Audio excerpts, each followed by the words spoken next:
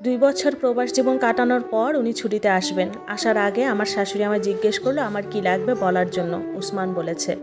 আমি বলেছি কিছু লাগবে না। দুপুরে রান্নার সময় উনি ভিডিও কল দেয় ওনার মাকে। আমি পাশেই ছিলাম। তখন উনি জোরে জোরে বলতে লাগলেন, মা কারো কিছু লাগলে বলতে বলো, আমার আবার সব প্যাকিং করতে হবে, পরে বললে আর সময় পাবো না কিনে এনে প্যাকিং করার। আমি মজা করে বললাম, আপনি সুস্থ মতো আমার কাছে ফিরে আসলেই হবে, আর কিছুই লাগবে না। উনি আর আমার শাশুড়ি থম খেয়ে গেলেন এমন কথা শুনে। আমি এটা বলেই রুমে দৌড়ে চলে আসি। 2 দিন পর উনি আসবেন। আমি ওনার রুম নিজে হাতে পরিষ্কার করে বিছানা চাদর বদলিয়ে গুছিয়ে দিয়ে আসি। ওনার ছোট ভাই এয়ারপোর্টে গেলেন ওনাকে আনতে। আমি সুন্দর করে সেজেগুজে অপেক্ষায় আছি উনি আসার। আমার স্বামী তো অপেক্ষা তো করবই। উনি ঘরে ঢুকলেন। ওনাকে দেখে আমার বুকটা কেঁপে উঠল। 2 বছর আগের উনি আর আজকের ওনার মধ্যে অনেক তফাৎ। অনেক বদলে গেছেন, মোটা হয়ে গেছেন, আরও বেশি সুন্দর হয়ে গেছেন। উনি এসে ওনার মাকে জড়িয়ে ধরেন।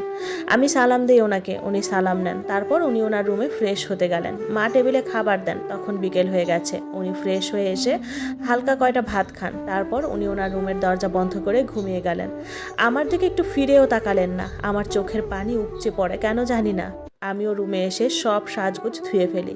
তারপর সবচেয়ে পুরনো জামাটা পরে ওনার দিকে আর ফিরেও তাকাবো না। আমার কলিজাটা